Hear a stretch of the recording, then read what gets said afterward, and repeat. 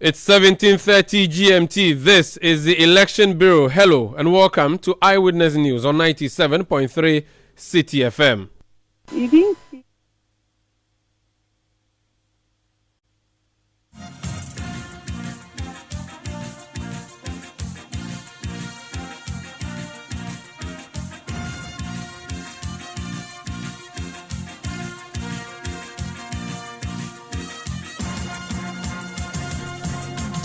My name is Umaru Sanda Amadu, and tonight I'm here with Hawa Idrisu Mustafa.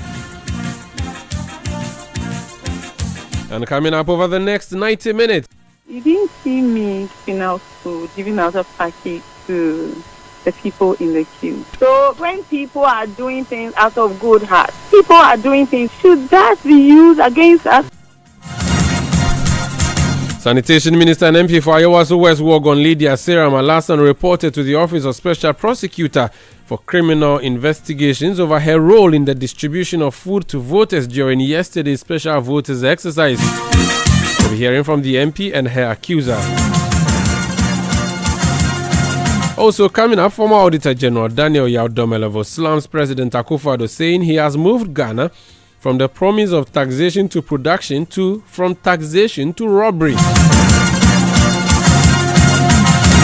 And later on Eyewitness News, we go to one of the swing regions in the country's central region to gauge the mood and also the campaign with just 3 days to election 2024. Stay with 97.3 City FM for more on this and many other stories on Eyewitness News and Business. Parliamentary deadlock likely to delay disbursement of $300 million World Bank facility to Ghana. This is according to Finance Minister. That's from the City Business Desk in some 50 minutes from now. Eyewitness News is live across Ghana on a number of affiliate stations. In Upper West Region, we are on Tumpani Radio 88.5. In Nadoli, we are in Jirapa on 96.1 FM, Jirapa FM. We are in Upper East on Rekas 92.1 FM in Bongo Namu. In the Northern Region, we are on North Star Radio 92.1 in Tamale. In the Northeast Region, we are on Nobia 98.1 FM in Nalerugu. In the Western Region, we are on Beach 105.5 FM and Sky 93.5 FM, both of them based in Takoradi. In the Ashanti Region, we are on Focus 94.3 in Kumasi on the campus of KNUST. We are also in Kumasi on Orange 107.9 FM in the Ashanti Regional Capital. In the Volta region, we are on Sela Radio 97.1 in Dabala. We are also on Holy 98.5 FM in Aplau. In the Savannah region, we are on Kasha 99.5 FM in Damongo. We are live on citynewsroom.com. That's our website. We are on YouTube. Look for City FM. We are on Facebook. Look for City FM. We are also on Twitter, now known as X. Do send your messages using the hashtag Eyewitness News. Send it to @Umaru Sanda or @City973. Eyewitness News is effectively airborne.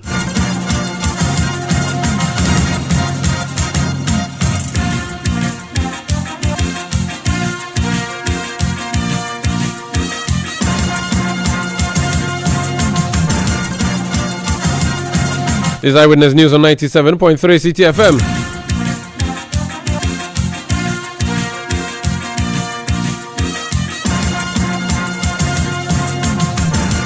So let's start off with yesterday's special voting exercise that happened in the nation except Western and Eastern regions. In the course of the voting in the Ayawasu West Wogon constituency, a video emerged in which the Member of Parliament for the area, who is Minister for Water Resources and Sanitation, the Honorable Sarah Malhassan, was seen engaging persons who were queuing to vote. Subsequently, it emerged that food was distributed, and indeed we saw some of the persons in the queue holding food. Now the issue is as to whether she is the one who gave the food to them. She has said she didn't do the distribution herself, even though the person who did it was a welfare officer of her party. Now many say the buck stops with her, and it was her agent who did the distribution. To the extent that her agent distributed food, she should be held culpable. Yesterday we reported for you that Office of Special Prosecutor sent personnel there to interview journalists and other persons who observed the distribution of the food. Tonight, the Member of Parliament hopeful, John Dumelo, has through his assigned, sent a petition to the Office of Special Prosecutor asking that the Member of Parliament be investigated. Hansin Ajiman of the City Newsroom is in studio with a copy of the petition. His journalist. Hansin, welcome to Eyewitness News. Thank you, Sanda. Who signed this petition and what is it saying? So the petition was signed by Benjamin Avanoche. He is the polling agent for John Dumelo at the Legon District Police Station, where the voting for special voters took place yesterday. Okay. So he filed this complaint to the Office of the Special Prosecutor, and the complaint is on electoral malpractice against Lydia Seriam Al-Hassan. The details of the complaint tends to list out incidents that happened which made them believe that indeed Lydia Seriam Al-Hassan has engaged in electoral malpractice. Now, according to Benjamin Avanoche, somewhere about 1 p.m. While the special voting was ongoing, he witnessed Lydia Seriam Al-Hassan and a handful of her supporters holding several white plastic bags, which contents at the time they did not know. Now, they later saw her hand these plastic bags to the men and women who were in the queue to cast their ballots. He also indicated that she handed the bag to each of the men and women and whispered into their ears. The complaint goes on to say that they later found out that some of the bags contained food and other goods, which in his view were meant to influence the voters to cast their ballot in the favor of Lydia Seriam Al-Hassan. And he's saying that he has several video recordings of the conduct of Lydia Seriam Al-Hassan and her followers handing the plastic bags to the voters, which he has attached to the complaint to the Office of the Special Prosecutor, and is hoping that Lydia Seriam Al-Hassan and her followers will be brought to book. And this petition has been received, hasn't it? Yes, so the petition, as we have seen it, has the stamp of the Office of the Special Prosecutor, and it is dated 3rd December 2024, and it has written on it received. And so there's every indication that the Office of the Special Prosecutor has received this complaint from the camp of John Dumelo. But it's important to also state that the publication of the complaint came with a Facebook post of John Dumelo. Okay. Now, for John Dumelo, he indicated that the complaint was not only with respect to the incident that happened on Saturday, but some suspicions they have going into Saturday's post. And so, if I may read portions of the post on Facebook, he says, "My team also gave material information on plots by Lydia Seriam Al-Hassan to unlawfully influence voters on a larger scale come December 7, 2024, when the main election will be held. We expect the OSP to take immediate and decisive steps to not only prevent Lydia Seriam Al-Hassan from repeating the unlawful behavior, but also bring her and all her accomplices to book. It goes without saying that how the OSP handles our complaint between today and Friday, December 6, will determine the quality of Saturday's elections." And so this is additional information that John Dumelo is giving us, even though the complaint that we have seen is a one-term agenda complaint, which refers to the incident that happened on Monday. He's also indicating that they have information within their quarters that Lydia Seriam Al-Hassan is seeking to influence voters come December 7, and so preempting that, they've also added the evidence to the Office of the Special Prosecutor. So this complaint has been sent to the OSP. Now we wait to hear from the OSP. In fact, yesterday we had information that OSP had already sent officers on the ground to do this investigation. Thank you so much, Hansin Ajiman. And indeed, when the Member of Parliament, the Honorable Lydia Al-Hassan, spoke to Bernard Avile on the City Breakfast Show today, she said that she had information that the OSP was investigating this matter and she wasn't bothered. She would expect the OSP to conduct the investigation. Let's listen to that interview. Yesterday, as you're all aware, is special voting day, and as a stakeholder, I have to be there to also monitor and supervise the process. So yes, yesterday I happened to be there. Yesterday, just as we do regularly, we sent food to be given to our team, food to be given to our agents and our staff, and some of your staff. In fact, your gentleman who recorded or videoed, I don't know if he did, but he interviewed me, was also fed yesterday. And all other journalists, almost all of them there, were fed by my team yesterday. It was in the process that I was told that someone asked my women organizer, who happens to be in charge of welfare and does these things, that, oh, what is it that they're giving? Can I also have one? So in giving that person one, he ended up giving a few others also. I saw them with water. I bent down. In the video that's gone viral, I bent down to take water, as you can see, and drank the water and left. After I left, I was told there was an incident. I was not there. I didn't know what happened. So upon my return, just when I was coming back and I came in, your reporter asked my view about the incident that occurred here. Honestly, I didn't even know, and he was asking me for the first time, or I was getting to know about it for the first time. So that is what I was responding to, that I wasn't here, and I am here to find out from my team what happened.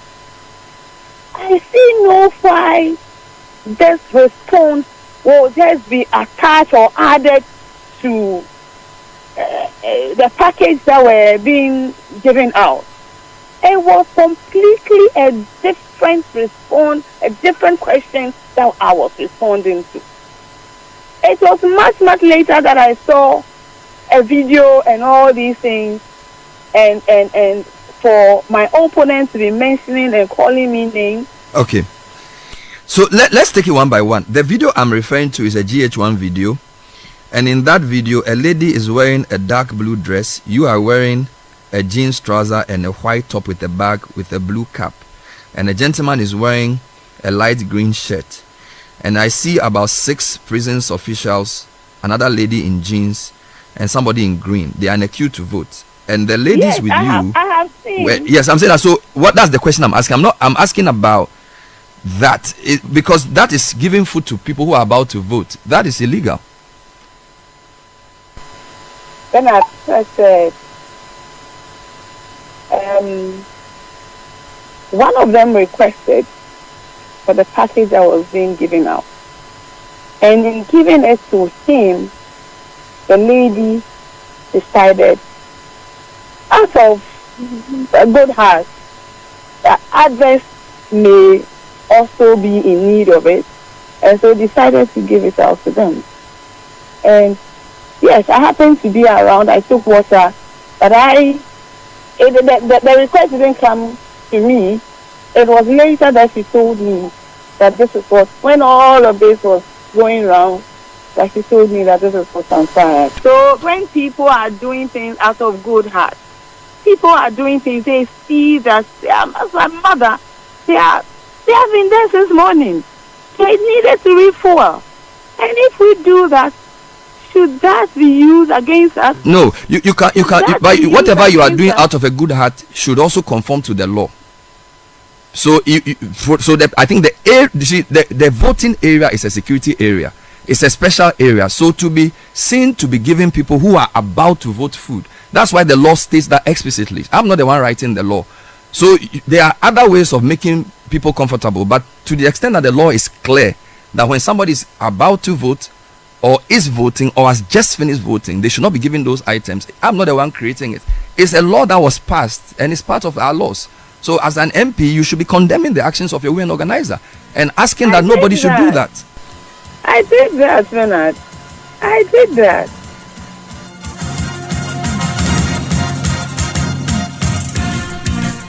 So that's the Honorable Lydia Sarah Malasan. She is MPP Member of Parliament for Ayawasu West Wogon. and Minister for Sanitation and Water Resources.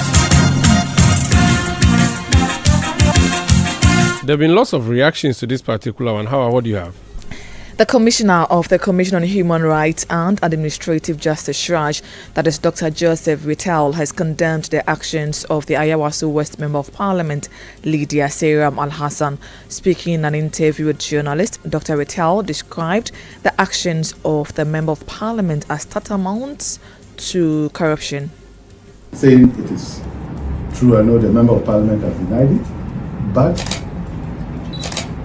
it's all right to treat as the legal term, to share food, to share money to anybody in the queue in preparation to vote, because it is tantamount to corruption and an integrity issue. So having seen that could happen even to security officials, we have always assumed that would not be the case. It never happened in the past, but this time round, it seems it has happened. So we will factor that into our next election.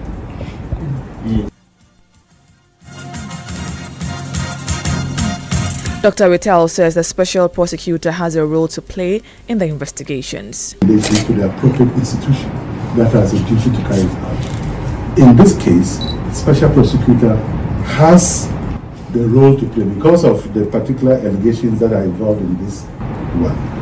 We are looking at corruption and corruption related. In the course of an election, this has been captured in our Criminal Offences Act.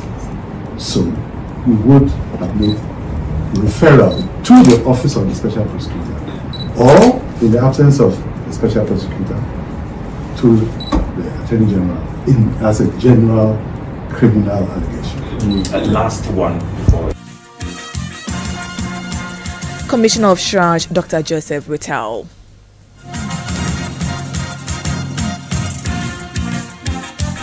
So tonight the story we are looking at, the petition that has been brought to sent to the Office of Special Prosecutor against the Member of Parliament for Ayawasu West.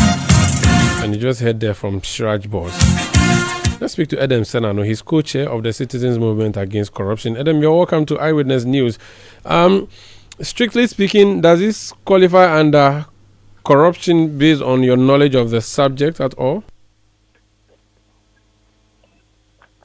Well, no, I wouldn't call this corruption in terms of abuse of entrusted power for personal gain. But it is a breach, it's a corruption-related offense because it falls under vote buying and vote selling. Both the giver and the receiver are committing a crime under the laws of Ghana. You've had a member of parliament speak to Bernard this morning, and she said, listen, the lady was supposed to take care of NPP members as a welfare officer, and then some of the members in the queue asked for food and water, and she gave it to them. It was a magnanimous act. Can that be a mitigating factor? I don't think it should be. I think that she should have been more conversant, and this is assuming she wasn't, that you don't take such actions where certain events are taking place. You are influencing a process. Really speaking, ignorance of the law cannot be an excuse. And an MP ought to be much more conversant with these issues than most people. So I think it's a challenging thing if somebody would want to suggest that somebody asks and I just give. If you're conversant with the law, you just say, no, this is not something I can do. Now, so typically there should have been no food at the venue. People would be hungry. How do you deal with such issues? No, this hasn't got to do with not no food being at the venue. Indeed, those who are there serving the nation would need water at some point, food at some point, and the logistics for that can be thought through and as it were engineered. If you're there representing the party, then your party has a responsibility to make sure you are catered for. But it should not extend to those people who are coming to engage in voting. I mean, and that one is 101. You can't extend that to those who are voting, even for those who are serving their various parties. It must be done in such a manner that it does not become, something that can be interpreted as trying to influence their neutrality or otherwise. And I would have said that giving the role of the MP as a candidate in these elections, she should have been shielded from being involved in some of these things.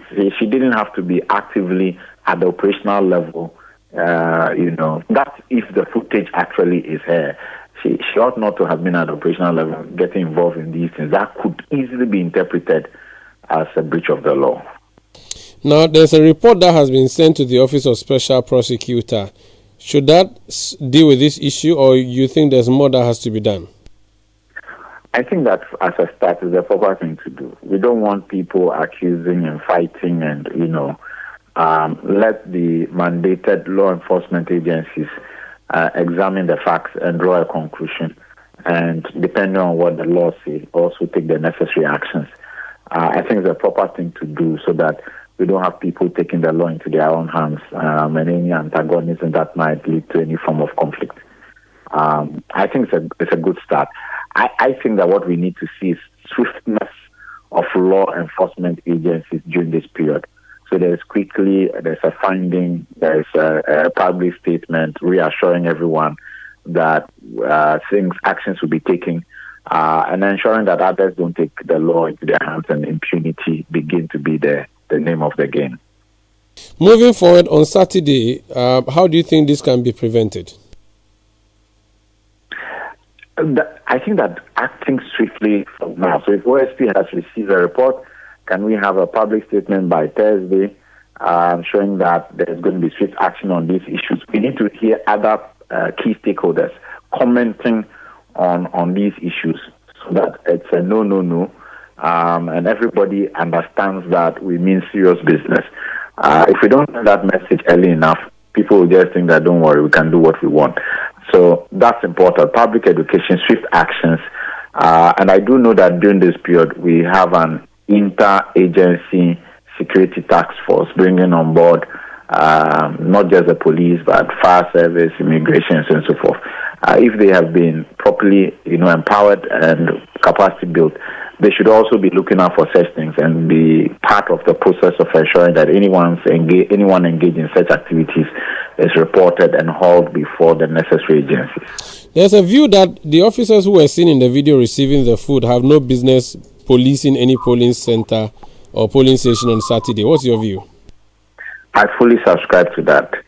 Both the one who was buying or influencing and the ones who received showed a terrible lack of appreciation of the sensitivities involved in this, and the fact that their neutrality and objectivity was being influenced.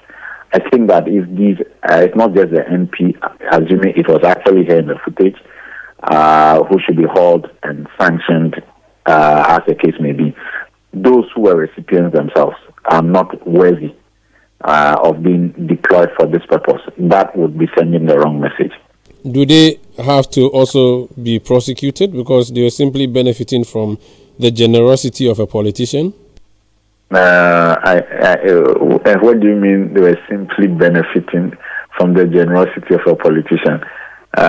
You were engaged in a specific task. You are allowed to come and get through this voting exercise early because you're supposed to be taking up a responsibility. Now, that responsibility includes preventing things like what has just occurred. So you cannot just be a simple beneficiary of the goodness of a politician, so to speak. This goes far beyond that. There are laws, and you must be law-abiding, especially with relation to the electoral process. This was just a no-go area which we should not even have seen happening at such a time. Thank you so much for speaking to us, Adam. And thank you for having me. That's Adam Senano. He's co-chair of the Citizens Movement Against Corruption. This is Eyewitness News on 97.3 CTFM. We'll be back with more. Please stay. Eyewitness News. Be there as it happens.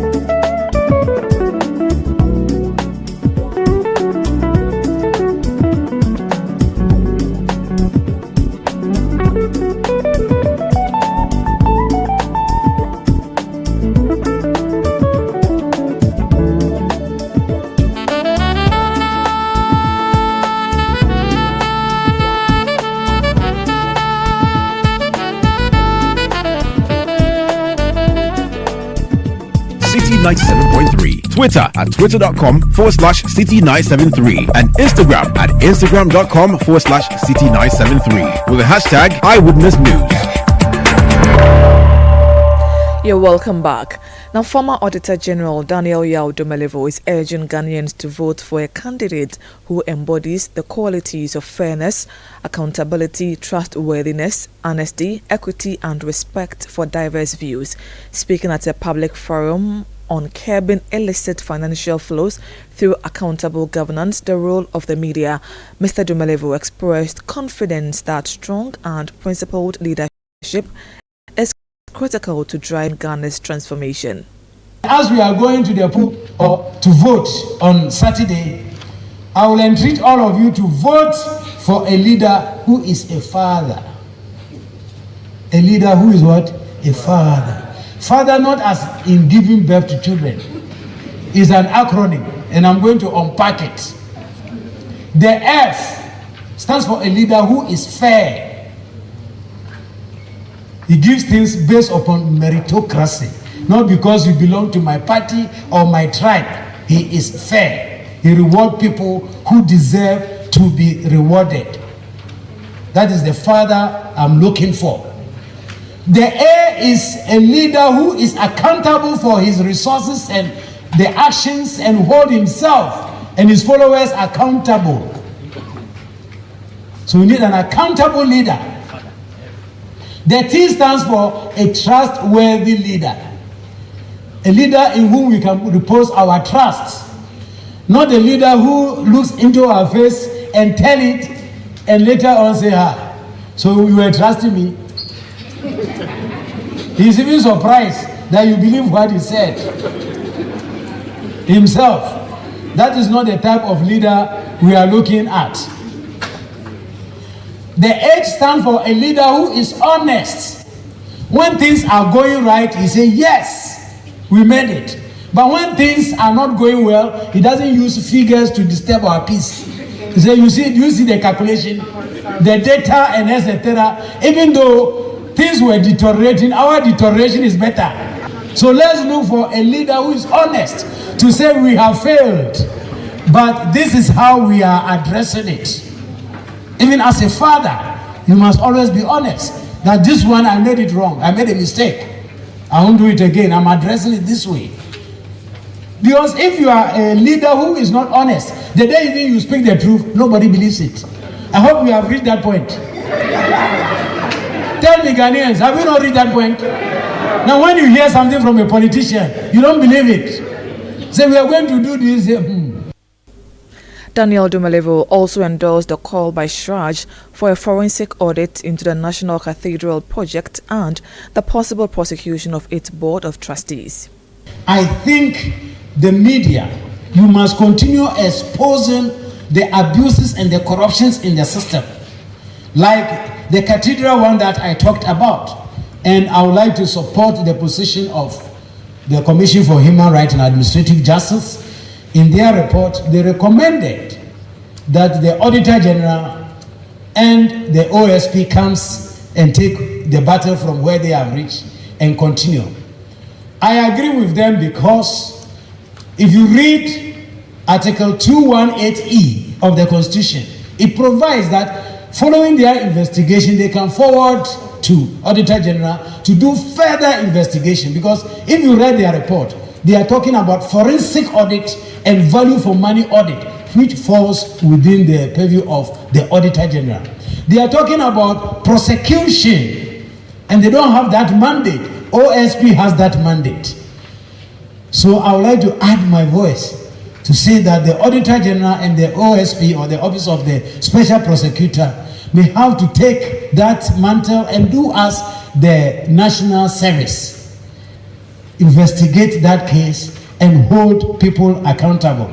Unfortunately, the trustees are almost all men of God. But let me say, we don't manage public funds with the Bible or with theology. We manage public funds with the Constitution, the PFM Act, Public Procurement Act, Internal Audit Act. These are laws, not Bible.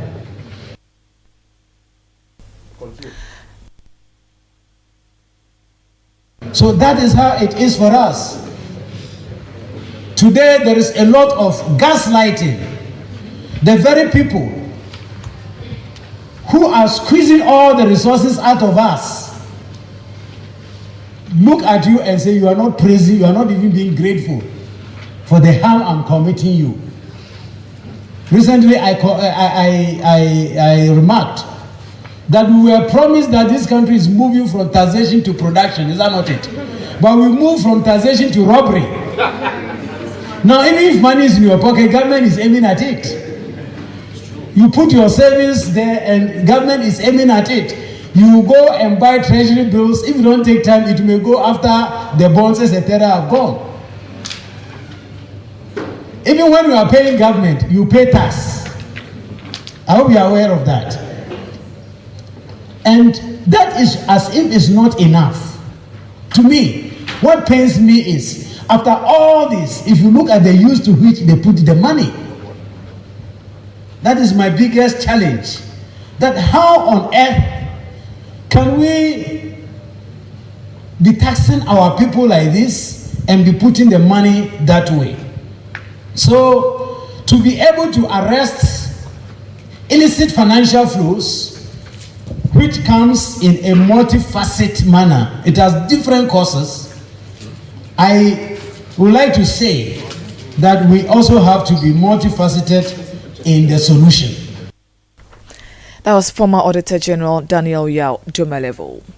Now, President Akufo-Addo has praised Vice President Dr. Mahamudu Bawumia for his pivotal role in the administration's achievement. According to the president, initiatives such as Agenda 111 and the DRIP program were spearheaded by Dr. Bawumia.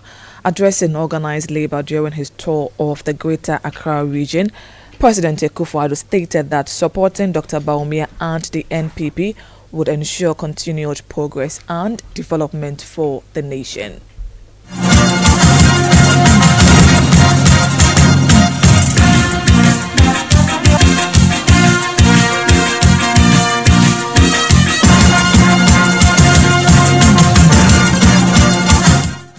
I'm telling this story because of the role of Mahamudu Bawumia in it. The final product, the method about how we would go about constructing this mass infrastructural development, he had a say, but there were others who had a say.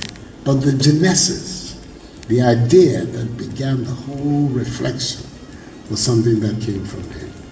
And I think it's extremely important that Ghanaians understand this, because it tells you about the nature of this particular man. We're about to make the most consequential decision of this generation of Ghanaians on Saturday. And we need to have all the information available to us about the various contestants for supreme office in our country, so we can make an informed decision. For me, this story about the origins of Agenda 111 is extremely pertinent. It goes to the heart of this man, and it goes to the heart of the kind of mind and personality. We had President Akufo-Addo. Eyewitness News. Be there as it happens. Wafa, send us money to take care of your nephews. Now they are back from school. Last month, I sent you guys money.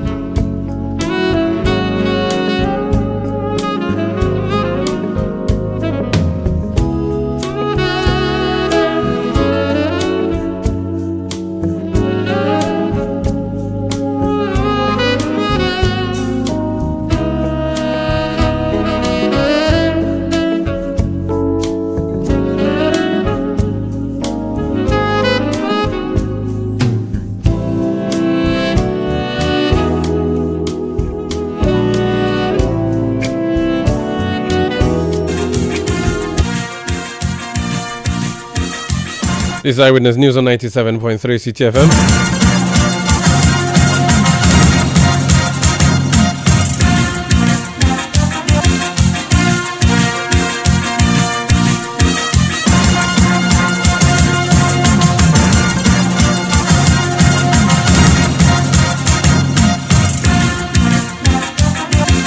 Now there are actually four if you'll consider the old map of Ghana, swing regions in Ghana: Greater Accra region, Central region, Western region, and Brong Ahafo region. Those regions are very crucial for the determination of the elections or general elections. So tonight we are focusing on the Central region, the home region of the running mate of the NDC. What exactly is happening in the region? Currently, the NDC dominates the region in terms of parliamentary seats.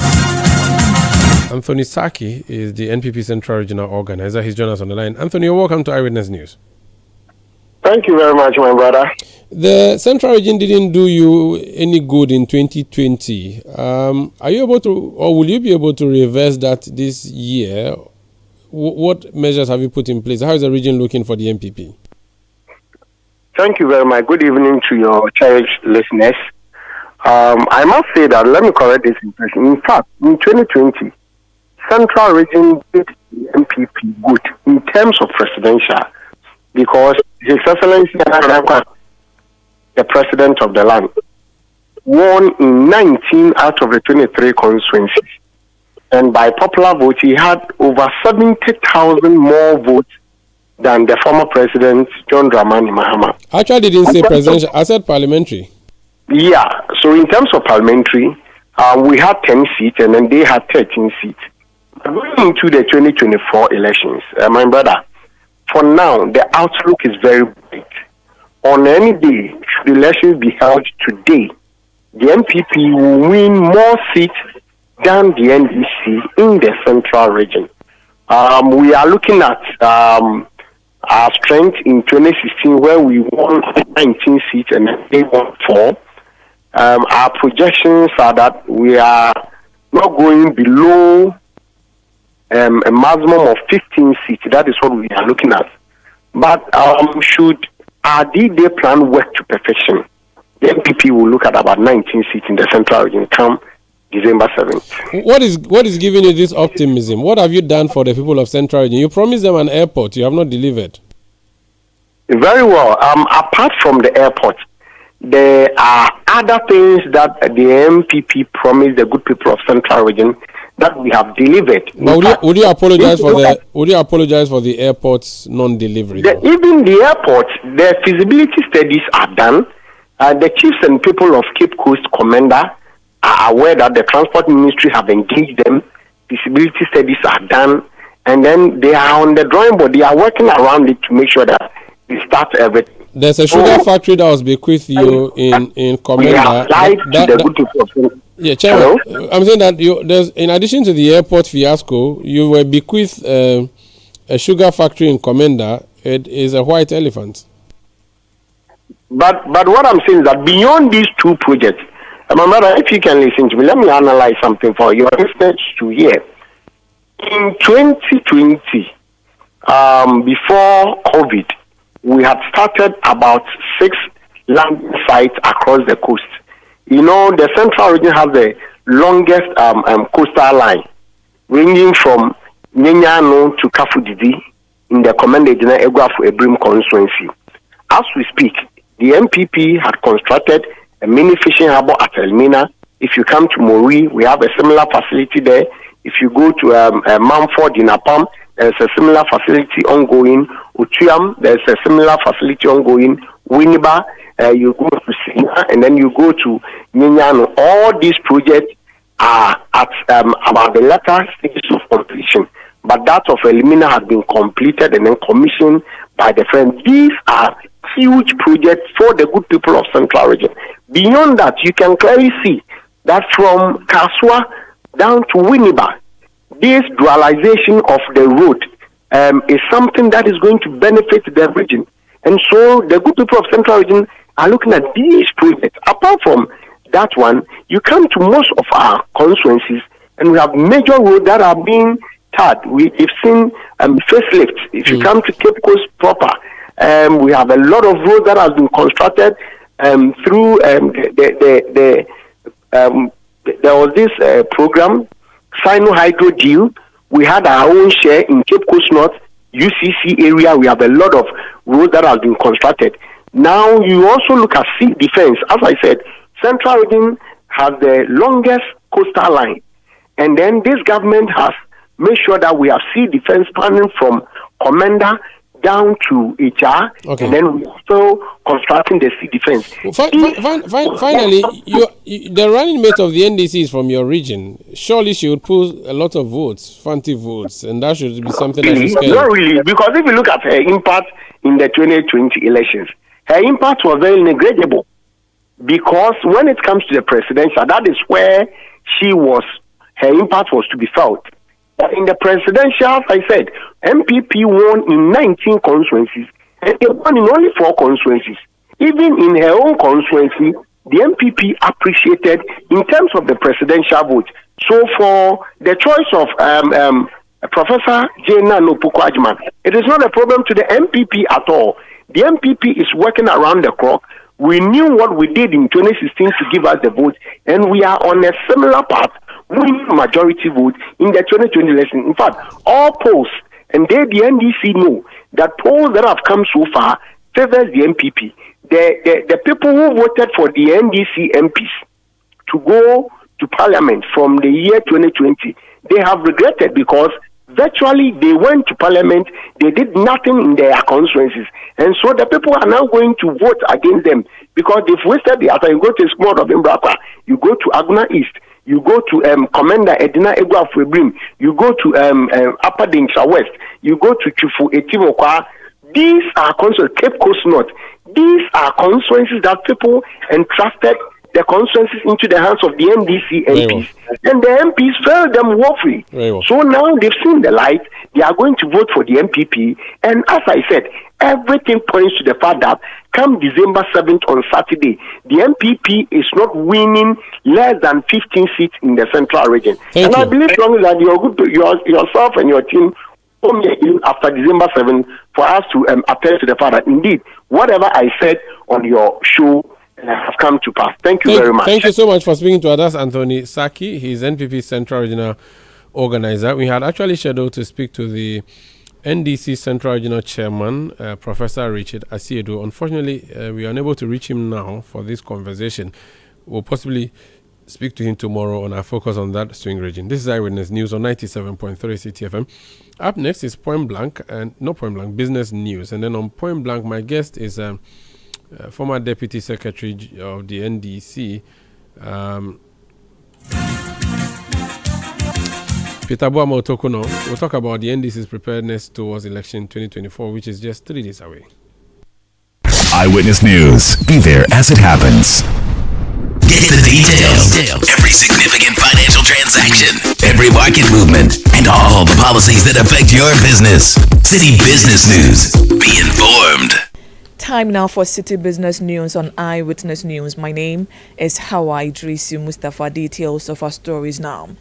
The government is reassuring Ghanaians who lost investments as a result of debt restructuring brought on by the COVID-19 induced economic quagmire that they will recover from the losses by the end of 2026. The government is basing its optimism what it describes as the economic rebound and the improvement in the country's macroeconomic indicators. Speaking at the monthly press briefing, Finance Minister Dr. Mohamed Amin Adam said the government will continue instituting policies with far-reaching benefits. It's taken us a lot of effort to bring this economy back to this state. Many people lost hope that this economy will recover. But I want to assure the people of Ghana, particularly those who have lost money, that this recovery is not by accident. We've implemented good policies. We've implemented measures that are driving the economy back. And with the rate of recovery we are seeing, I do not have any doubt that in a year or two, those who have lost money will recover their money. Let's continue to build the confidence in this economy as we have been doing. Let's continue to support this economy. All hands on deck so that we can build an economy that is good for all the people of Ghana. And don't forget that we've traveled this IMF journey before. In 2016, by this time, the program had drilled. But here, this year, an election year, and with a crisis influenced by external shocks, we have stayed the course. And the IMF has just given us thumbs up. Meanwhile, Finance Minister Dr. Mohamed Amin Adam says that impasse in Parliament has affected the disbursement of a 300 million World Bank facility to Ghana. Now, Deloitte West Africa has stated that the Bank of Ghana's Monetary Policy Committee decision to maintain the policy rate at 27% will help manage inflation expectations despite persistent short-term pressures. The global consultancy also opines that keeping the policy rate unchanged would aid in stabilizing the cedi and ensuring balance in the external sector. Here is more. In its latest economic brief on Ghana and Nigeria's monetary policy rate, Deloitte noted that the unchanged rate could enhance business and consumer confidence, offering a positive outlook for economic activity. The Monetary Policy Committee explained its decision by pointing to slightly elevated inflation levels, even as the cedi shows signs of stabilization and the domestic economy remains relatively steady. Deloitte remains optimistic that the current policy stance will stimulate economic growth while keeping inflation under control. Looking ahead, the firm expects the Ghanaian economy to gain momentum, fueled by growing business confidence and increased economic activity. It also stressed the critical role of continued International Monetary Fund support in maintaining macroeconomic stability and driving recovery. However, Deloitte cautioned that the policy rate could exert pressure on disposable incomes, tighten credit assets, and increase borrowing costs, potentially leading to higher loan default. Despite these challenges, Deloitte expressed confidence in the resilience of Ghana's banking sector, which it believes is well positioned to weather both domestic and external economic pressures. That report was filed by my colleague Emmanuel Opon. The completion of the Saglemi housing project could face significant delays if there is a change in government, as this could alter the project's timeline due to potential policy shift, contract reviews, or funding reallocations. The industry players believe the government should have awarded the project to the current developer Kwam LMI Consortium much earlier to ensure its timely completion and the commencement of sales to prospective buyers. In an interview with City Business News, Samuel Amagaibo, the Executive Secretary of the Ghana Real Estate Developers Association, voiced doubts over the developer's recent indication that it would complete the construction of over 1,500 housing units within 400 days. One would have wished that this project was not handed over at this material moment where we are just about heading for a major election. If there's change of government, especially into another party, completely from the current government, it will raise a whole lot of issues that we never know if it will not end up in another long-term litigation. As you may know, and the report says, this project, since this government came into power, has completely been stalled, and it has been left in the bush for over 7 years. And I went to the site myself. They opened up the place for prospective developers to come and look at the nature of the project and then bid. I was part of the team that went there, and in fact, I almost cried. Samuel Amagaibo is the Executive Secretary of the Ghana Real Estate Developers Association. Meanwhile, the Real Estate Developers Association has proposed that the government introduces innovative financial instruments, including infrastructure bonds, to tap into the capital market for long-term financing of critical infrastructure projects.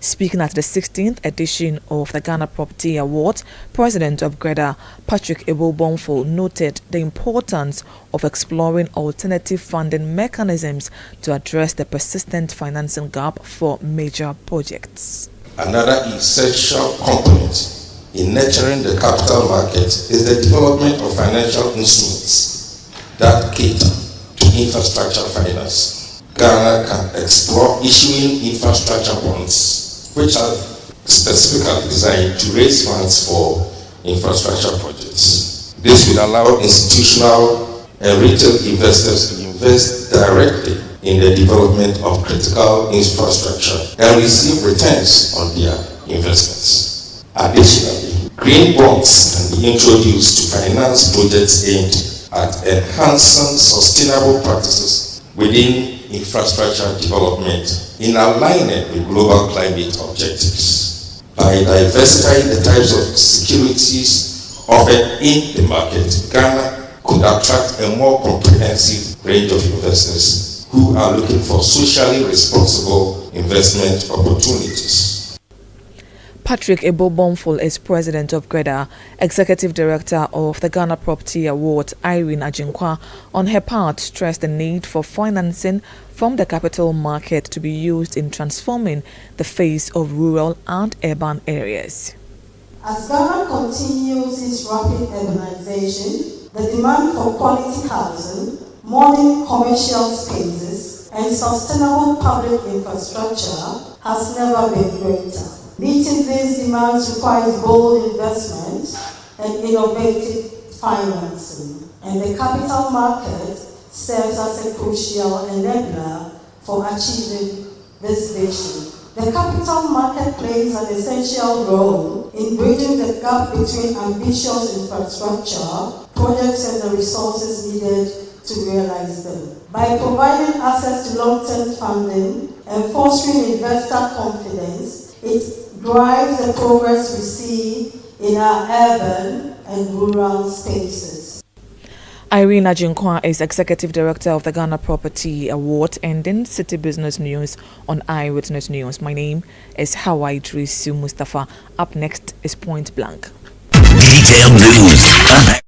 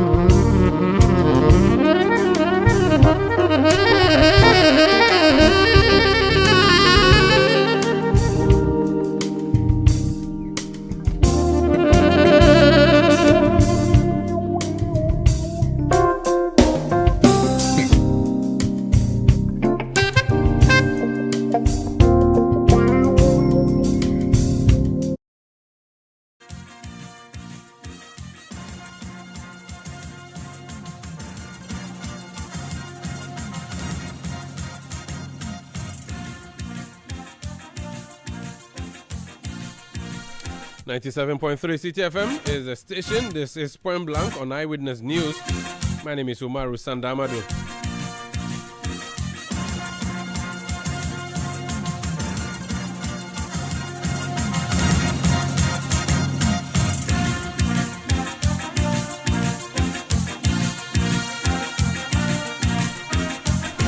Tonight on Point Blank, it's just 3 days before the elections. We have in studio the NDC's Dr. Peter Boama Otokuno. He was a Deputy General Secretary of the party. Currently, he is spokesperson of the party on the manifesto, specifically on agriculture. Dr. Peter Boama Otokuno, you're welcome to Point Blank. Thank you, Sanda. How are you? You have been missing in action? Yes. This period is not a period where you would stay on action in the media. So I've mostly been on the field, toured the 16 regions, almost 276 constituencies. In actual fact, this year, I've gone around the country 3 times. Wow. The last time I ended just this weekend. Oh, wow. Yes, and so that's why you are seeing me in the media now. What did you see on your tour? What is the situation in the country? I saw a nation that needs change, a nation that is crying for change, a nation in difficulty, a nation in distress, people who are crying for help.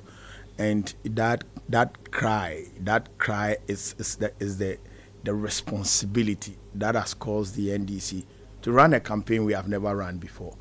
In fact, the responsibility of saving this country, because everybody cries and looks at the NDC. NDC, what are you doing? We want change. This government is killing us. Everything is difficult. Every sector of the economy, every sector of the country is being run down. What are you doing? And so it has become a natural responsibility that we must inherit. And so the elections is no more about NDC wanting power. It's about saving the country. And that's the feeling that you get out there.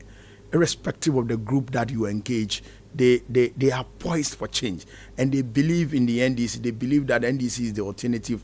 They believe NDC has workable policies, and NDC can save the economy. And so, for example, in Ashanti region, you'll be walking the streets and they will see you and they say, look, if you guys allow them to steal this election, protect the ballot. We are voting for you, but protect the ballot. We are voting for you, protect the ballot. And it's like a chorus everywhere you go. And so that gives you that sense that, look, the people are tired. They have had enough and they need a change.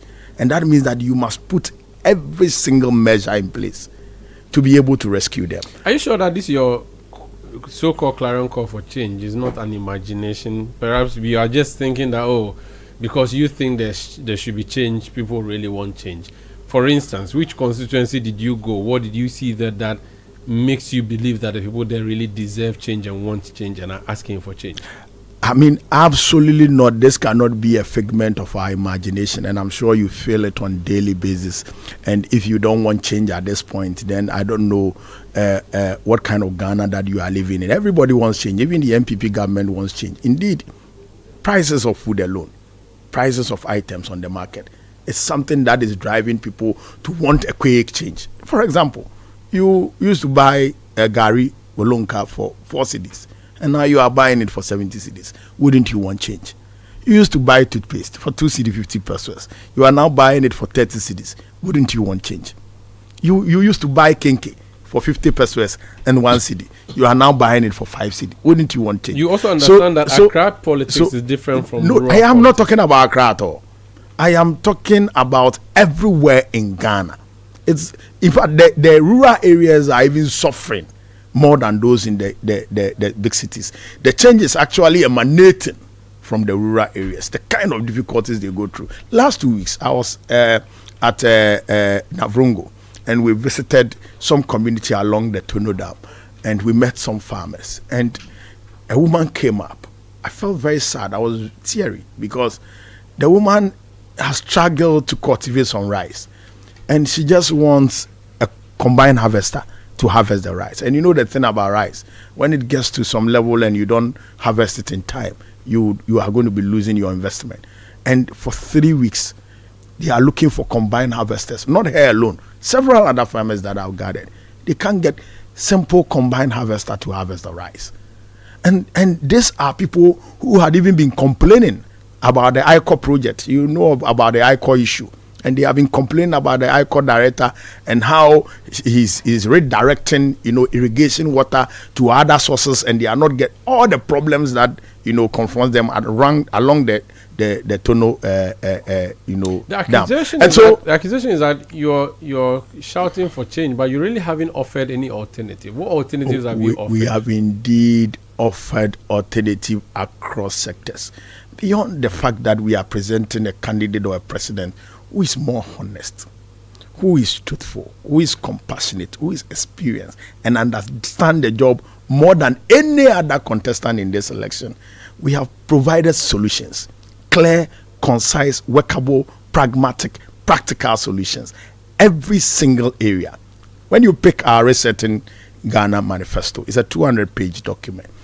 Every single page, you would see how we have clearly indicated the practical solutions to every single sector. And so, probably, if you have time, I would want to share a few with you, which is of, critical essence. For example, our economy is struggling right now because we are not producing.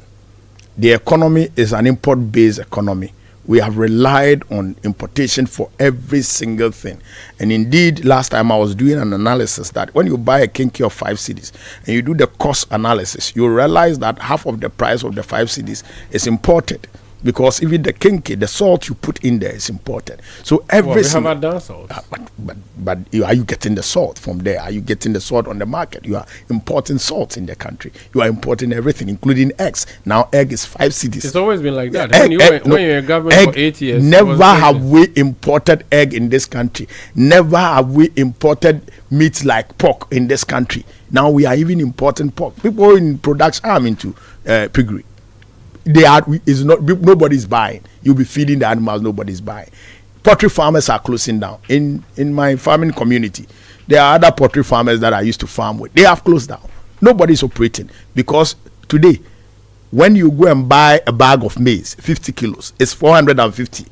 Under President Mahama, you were buying that same bag of maize for 50 cedis when you go to Buffer Stock, for 60 cedis when you buy on the market. You are buying soya bean now up to a tune of about 580 Ghana cedi. When you used to buy soya bean, just some 70 cedis, sometimes 60 cedis when you buy within season. Now you are buying copra cake, almost 300 cedis. When you used to buy, in fact, copra cake was free. PKC was even free. We would go and gather them and use it to feed our animals. Now we are unable to feed the poultry, so you are not producing the eggs. And so you import the eggs into the country. And so what you have done is that ultimately you have put pressure on your local currency. And your currency can never perform because everything you consume here, you import. And that is what has fed into food inflation, and for that matter, general inflation and interest rate, and for that matter, exchange rate. We have always been an import-led economy, you know that. And you didn't do anything to deal with that. I can say on authority that if I don't remember anything at all, under the agri sector, we brought broiler revitalization program. What was that? We were able to cut down importation of poultry meat by almost 54%. We were able to cut down importation of rice over 50% within the 8 years that we were in power. And so there was a conscious effort to increase production, to make the food available. And you see, the thing about food security is not even only about availability, but it must be accessible and affordable, then above all convenient.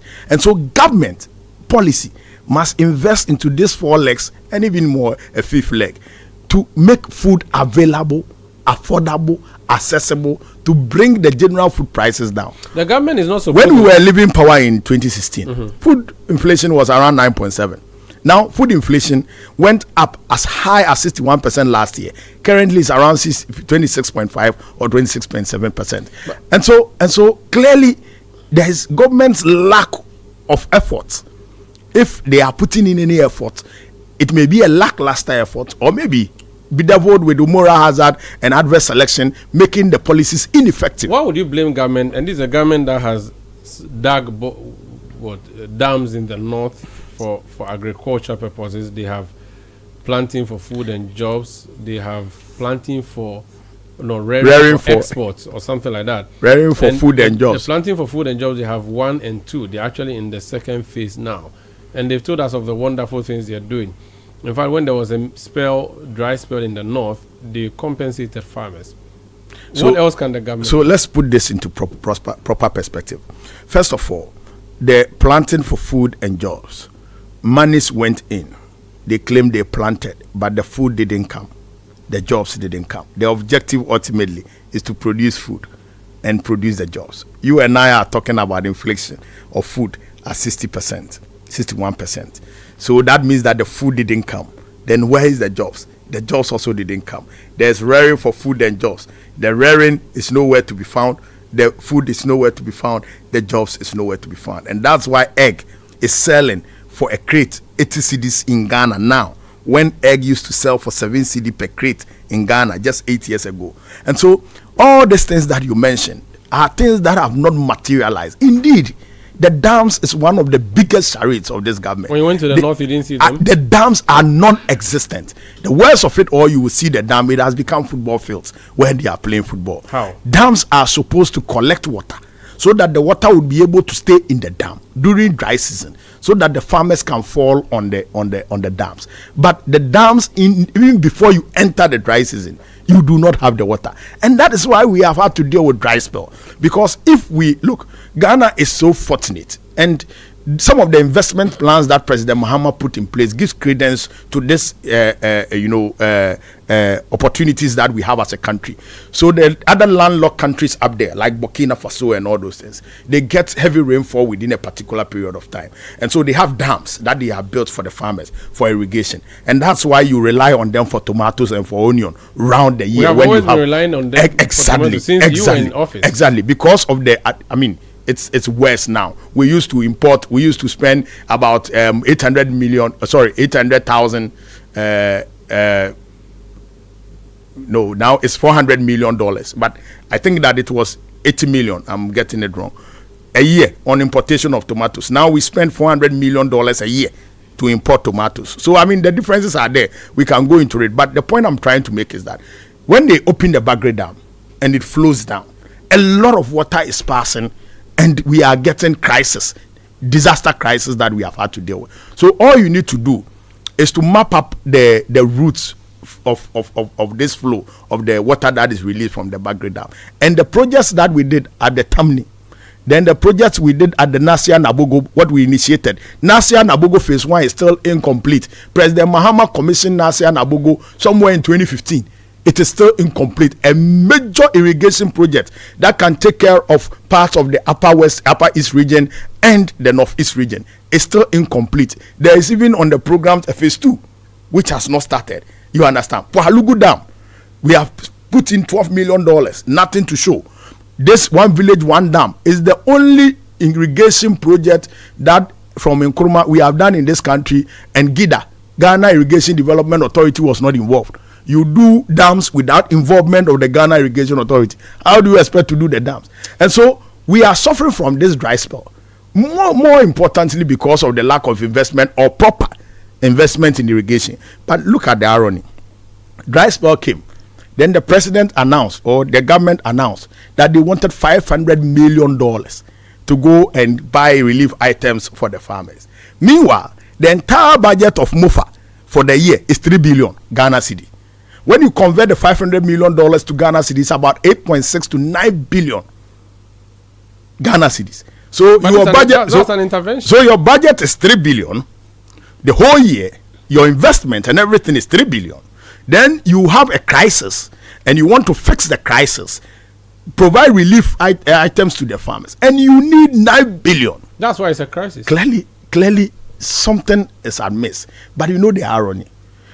The few monies from World Bank, which was meant for something else, which they have tried to plug in and use to buy items for election purposes to give to the farmers, they went out to go and import rice, to import food items. Which food items, when you go to the north right now, farmers who are growing rice have harvested paddy, and they are keeping them on the shelves, and they are getting destroyed, they are getting stale. And you pass them and go to China and import rice and come and distribute to the same farmers under the guise of relief item. Let's talk what about intervention? What can you, so in agriculture, what are the 5 key things that John Mahama is promising farmers? Well, there are multiple things that we are promising farmers under the Agriculture for Economic Transformation program. And the first of it all is the Feeding Ghana program, under which we have the farmer services centers, the farmland bank program. We have the livestock development program. We have the vegetable development program, then the transformative grains development program, and the poultry farm to the table program. Wait, transformation grains? Yeah, grains development program. Is it cattle business? No, we are looking at grains. Okay, I thought you were saying grains. Because you see, the thing about agriculture is that they are interlinked. Livestock, every food must have carbohydrate and protein. So you produce the crops, you must get the protein needs also. But most importantly, for your poultry or maybe your livestock sector to grow so that you get the protein to support your carbohydrate, it depends on the crops itself. So it's a cycle. So the more you grow your crops, the more you are able to keep the livestock. And we are struggling. You have been a cattle rearer. I have been to so many of the communities that some of your family people are living in. I've been with some of the farmers. In fact, on Farmers Day, I was in Bidima, one of the Fulani communities where they have these cattle herds. And the kind of crisis that they go through, even how the cattle will feed, how to get water is a problem. What's your solution? But most importantly, let me deal with this grains thing. And so our program, for example, in grains, is that through the farmer services centers and other important incentives that we hope to give to grain farmers, we are targeting soybean, we are targeting maize, we are targeting sorghum, we are targeting millet. When was the last time you bought Hausa cocoa? Now, Hausa cocoa is becoming a food for the rich. That used to be Hausa cocoa and kose. Now, kose, the ingredients for kose, beans and all those things. The Hausa cocoa, the sorghum, the millet, it's now exceedingly expensive because we are not producing. And so under the Transformative Grain Development Program, we are looking at targeting this particular grains, particularly maize, so that we can bridge the deficit and be able to produce in excess, to be able to feed the livestock industry with animal feed. Soybean, we are in huge deficit. Now we import almost all the soya. That's why it's very expensive. And the local one that we are producing, now size 5, went up to about 1,000 cedis per bag. Just soybean to feed your animal. And so these are areas that governments must invest. But most importantly, all this crop sector development would ride on the back of the Farmer Services Center. So let me explain what the Farmer Service Center is. So we are looking at all the agro zones, the agricultural districts, having this Farmer Services Centers construct for them. This Farmer Services Center would become a one-stop shop for farmers' needs. And so the inputs are the biggest problem of farmers. And that's why farmers are unable to produce the quantities that they need. And the inputs are what? The seeds, the agrochemicals, the fertilizer, the land, and maybe irrigation facilities. Irrigation facilities are there to enhance the productivity of the farmer. And so these inputs have become exceedingly expensive for farmers. So a bottle of Gramozone, which is called condemned by our farmers, which used to sell 9 cedis per bottle in 2016, is now being sold for 120 cedis. In fact, when you want maybe the common one that is cheaper to use on your farm, which mostly are not effective, you would get it for 90 cedis. And so when you plant an acre of maize, you need about 5 Gramozone bottles or maybe 8 Gramozone bottles to spray throughout the life cycle of the maize. You are going to spend about 8 million. So your solution is what? And so the whole idea is to reduce the inputs of the cost inputs. Now, if you need a tractor to clear 1 acre of land, is 500. You need a fertilizer to apply on your land. A fertilizer that used to sell for 65 cedi in 2016 is now selling for 600 Ghana. So President Mahama is saying that the Farmer Service Center should be a hub where government will now procure all these inputs and put them at the Farmer Services Center. So that any farm, no, it will not be for free. So it's an intervention. So let me explain how the intervention will work. So government puts all these inputs at the farmer services, including the mechanization services, the tractors and the planters and the combined harvesters. And so because government is now subsidizing, government is now procuring and distributing, at the Farmer Service Center, when you go, the prices will be exceedingly low because it is subsidized.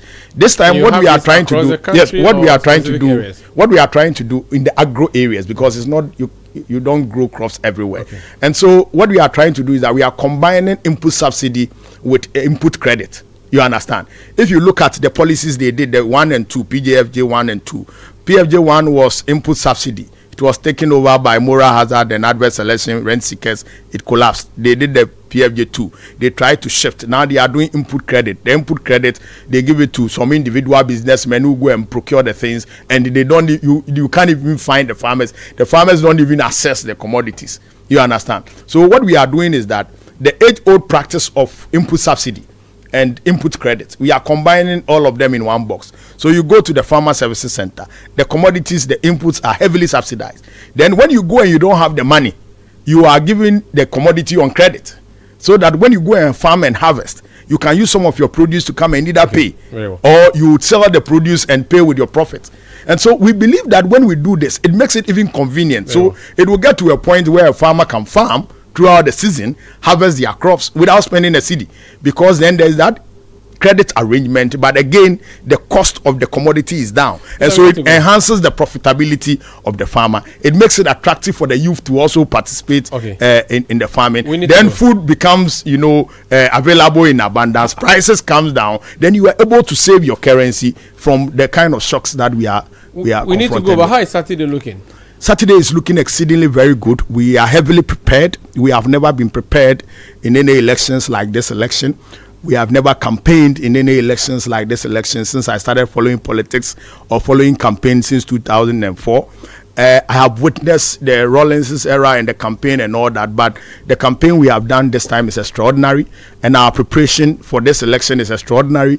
We have put the right systems in place, and I'm sure you have been a witness to how vigilant we have been and how we are policing the processes every single step. If you ask me to be a witness, I'll remember DJ Boyenyo, and I'll say that instead of going to collate you're doing Boyenyo, and then you know exactly how the DJ Boyenyo came up. About we had not slept for almost 3 days, and I recall that they had declared us that we had lost the elections, and it was a very difficult period.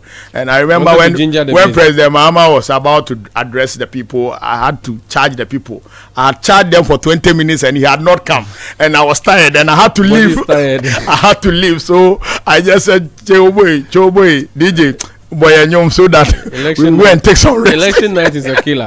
It's a killer, but this time around it's going to be will not collapse. It's going to be exceedingly efficient, and the results will come in time, and the people have decided already, and President John Dramani Mahama will be declared victorious by the 8th of December. Dr. Peter Buama Otokuno, thank you for joining us on Point Blank. Thank you for having me. But I would want to visit your cattle farm very soon. No, you're a pig farmer. I'm a Muslim. You and I cannot do any business together. Are you sure we can do business? We can do cattle business. Okay, if you wash your hands off the pig business. Piero, thank you for joining us.